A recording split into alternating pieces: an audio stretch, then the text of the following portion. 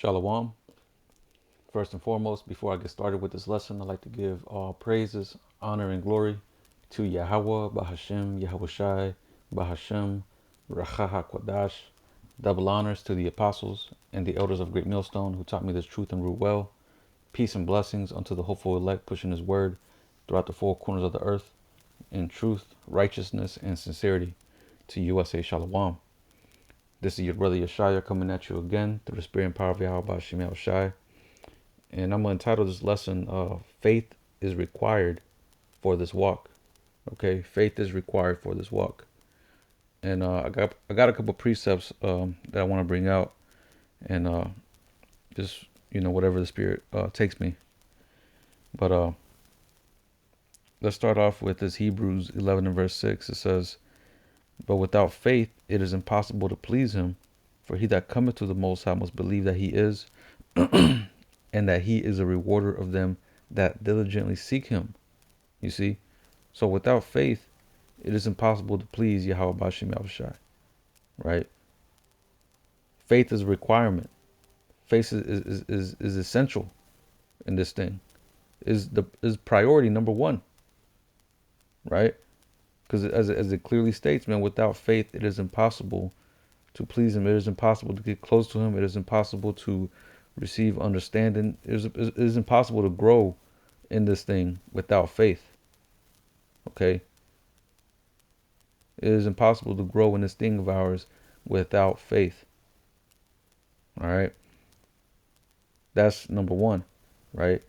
But also, my point in bringing out this precept is also that, in this times that we're coming into, faith is also a requirement, right? These times, where we're about to be tested, our faith is about to be tested to its utmost. We're gonna need that crazy faith, as brothers like to say, right? That crazy faith, And I'm gonna get a couple examples later on throughout this video of crazy well, this scriptures throughout. There's stories throughout the scriptures going into, our forefathers who had that crazy faith, right? But I know there's one certain example that I want to bring out later on in this video of the why it's essential to have that crazy faith, right? But before I get that, I actually want to get Matthew 7 and 13. It says, "Enter ye in at the straight gate, for wide is the gate, and broad is the way that leadeth to destruction, and many there be that go in thereat." Because this walk that we're in is essentially that straight gate, right? Real quick, I want to get this word for straight in the Strong's. Well, this is Strong's G 4728, and it says narrow, straight, narrow from obstacles, standing close about, straight. It's not giving me anything. Well, let me just get the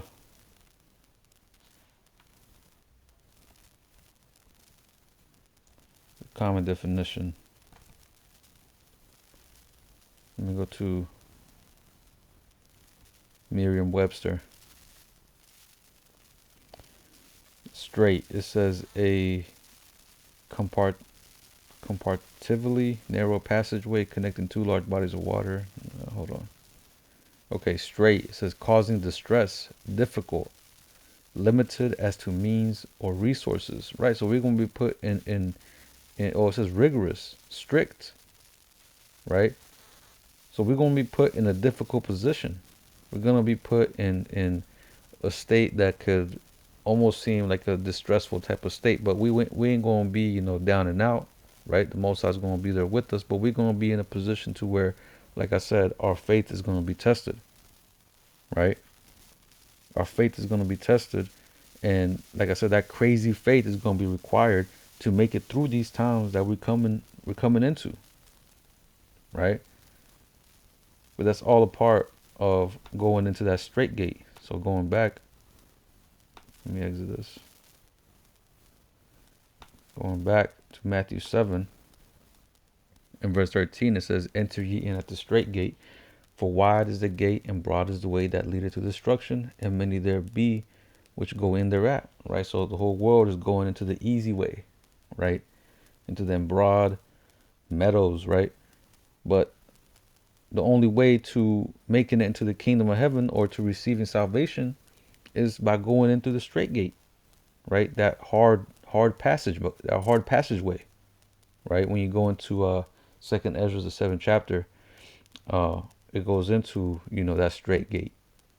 It goes into passage pretty much so narrow only one can go in there at. And on the one side was fire, and on the other side was water, right? This is the same thing, but that's the passage that we got to walk through in order to make it, you know, into the kingdom of heaven, in order to be delivered, right? And it ain't going to be an easy pass, right? But this is why, like I said, that faith is a requirement. Faith is required, man. Because go going into this path, you're going to experience and go through things that people in the world are not willing to go through. People in the world will look at this as being like some crazy path, man.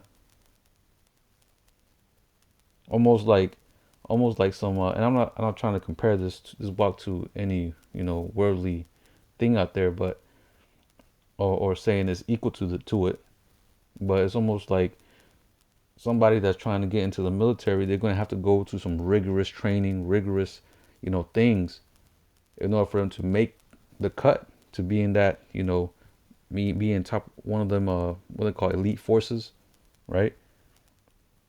Well, us being part of the Most High's army, hey, we're going through, we're being tried, we're being tested, we're being we're training, right? And part of that training is to build up that faith, right? Because we're going, like I said, we're going to be going through things that, especially in these times that we're coming into things that we've really never experienced, you know, having to run away, what I'm saying? Nothing that we really experience here in this life, right? Having to run away, like the scriptures talk about, we're going to be pilgrims on the earth, constantly on the move, constantly under persecution, right? Having to deal with certain things. Every brother's going to be going through their own walk. So there's going to be a lot of things that's going to be going on out here, man. Trying to test your faith, trying to make you to fold, and break, right? You ain't going to have the comforts that you have right now. Heating, air conditioning, what I'm saying?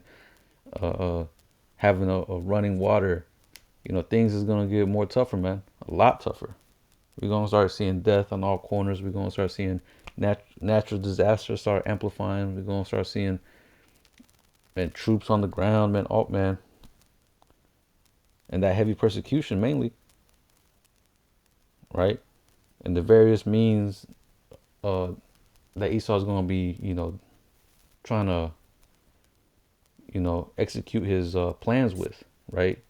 Killer robots, demons, all kinds of shit, man. Right? But again, that faith is a requirement in these times, especially in these times that we're coming into, man. Now, continuing on in verse 14, it says, "Because straight is the gate, and narrow is the way which leadeth unto life, and few there be that find it." Right? See, the Most High only gave it unto us, right? Those of us that the Most High has opened our eyes to this truth and the understanding of it, hey, we're blessed beyond measure, right? We have more, well, we're blessed beyond these people out here because these people, the Most High didn't open their eyes, to receive this truth, to understand it, right? But He gave it unto us. But that all goes back to not wasting your talent, right? Using it, working it. Now, let me see. Let's get from here. Okay, I got this. Sirach 2 and verse 1, because I mean we knew this, coming in. This is my son that serve the Lord, prepare thy soul for temptation, right? So whenever you come into this thing, you got to prepare thy soul for temptation. Prepare to be tested. Prepare for them trials. You know what I'm saying?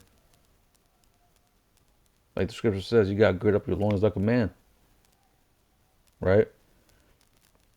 Because that hour of temptation, I mean, brothers are tested. Is tested on a daily basis, but we're ultimately coming to that time, right? Hour of temptation. Let me get that. Revelation. Was it 3:10? Hold on, Salakia. 3:10. Kind of says, because thou hast kept the word of my patience, I also will keep thee from the hour of temptation, which shall come upon all the world to try them that dwell upon the earth. Right. That's the hour of temptation, right? Whenever you're gonna be, whenever Esau's gonna roll out with the MOTB, or you're gonna be, brothers. Every brother's gonna be different. Some brothers might be taken up into them, into them FEMA camps, right? Some brothers might not, might go a couple of days without eating, right? And be tempted into going and taking the MOTB. But if they're part of the elect, they're gonna go through that temptation and overcome it.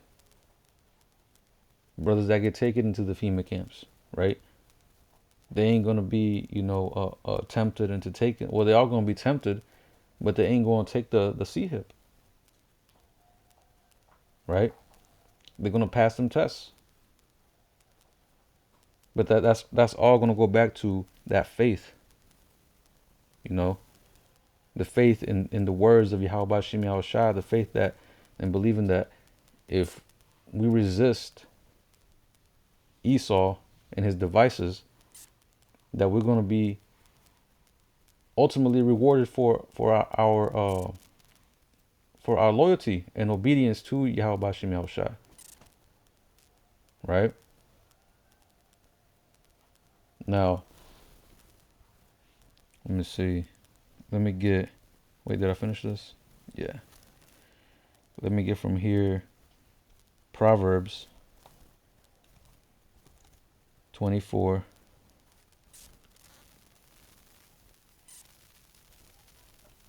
In verse 10, it says, if thou faint in the day of adversity, thy strength is small. You see? So this right here is just is giving you, is telling you that faith is a requirement, man. Right? Because if you faint in the time that you're going through, all them trials and tribulations, then ultimately your faith is small. You didn't have enough faith. You see? Now, I want to get this this example that I mentioned earlier. Matthew 14. And we'll start at 25, going into when Yahweh walked on water. Let me see. Let me start at 25. It says, and in the fourth watch of the night, Yahweh went unto them, walking on the sea. Fourth watch. I believe that's nighttime or close to nighttime, I think. I'm not sure. But it says, on the fourth watch of the night, Yahweh went unto them, walking on the sea. And when the disciples saw him walking on the sea, they were troubled, saying, it is a spirit, and they cried out for fear. But straightway Yahweh spoke unto them, saying, be of good cheer, it is I, be not afraid. And Peter answered him and said, Lord, if it be thou, bid me unto thee on the water. And he said, come. And when Peter was come down out of the ship, he walked on the water to go to Yahweh. So here it is. Yahweh appeared to them, at night, walking on the water, and you have Peter here, wanting to go over there with him. on the water, right? Now listen to this. Verse 30. But when he saw the wind boisterous, he was afraid, and beginning to sink, he cried, saying, Lord, save me. Now Peter saw, the wind, the boisterous wind, right? That wind, blowing him, you know what I'm saying? I don't know if brothers have ever been to the beach or anything, that wouldn't be for some reason like blowing a lot harder than on just regular land, right? Or over here where I'm at, we have a lot of trees around, so I don't really get to feel that wind. But I know when I went to the beach, you had like a lot of wind. So imagine walking on, trying to walk or walking on the water, and all this wind is blowing you, trying to knock you down. That can be, synonymous to them trials and tribulations, and this walk that we're walking on, right? Right now, brothers is walking on water, man, through the spirit. But you can't let that, you can't let Satan, shake your faith to where you sink, right? Brothers got to continue to walk on that water, man. But it says, but when he saw the wind boisterous, he was afraid, and beginning to sink, he cried, Lord, save me. And immediately Yahushua stretched forth his hand and caught him and said unto him, O thou of little faith, wherefore didst thou doubt? You see? And ultimately, this all goes back to faith, man, ultimately. Right? As it says, O thou of little faith, wherefore didst thou doubt? Because he could have walked on that water, but he doubted. And the same thing for us, man. We can't have that spirit of doubt, right? We got to have that crazy faith, man, that's going to be able to, like the scripture says, to be this faith that can move mountains, man. Right? Be able to walk on water. Because brothers is going to come to a point where some brothers is going to receive spiritual power. And that's all going to be based on the faith that they got. Right? Spiritual power is based on the amount of faith that you got, man. All right? So that crazy faith is a requirement in Jacob's trouble. Because imagine it. You go and see all kinds of crazy shit going on around you. Chaos everywhere. Nowhere is going to be safe. But it's going to be that faith that's going to keep you in the, like the scriptures talk about, wisdom and knowledge shall be the stability of that times. And strength and salvation, the fear of Yahweh is his treasure, right? Our strength, is going to rely on the fact that, and our confidence is going to rely on the fact that we got Yahweh Bashim and Yahushua on our side. Right? And that's directly tied to the faith that we're going to have. And that is required of us in the times that we're coming in. Right? So this is a good story, to read, and to keep brothers reminded in the fact that ultimately our shortcomings is ultimately because of our faith. We need more faith. Every brother needs more faith. Right? I need more faith. Speaking to myself first and foremost, man. We need that crazy level of faith if we're going to want to make it through these times and endure to the end, right? The scriptures talk about he that endured to the end, the same shall be saved. Right? Now I want to close it off with this precept here, Matthew 7 and verse 24. It says, Therefore, whosoever heareth these sayings of mine and doeth them, I will liken him unto a wise man which built his house on a rock. Right? Because Yahushua, he spoke of a lot of things when he was here. And one of the main things was that faith.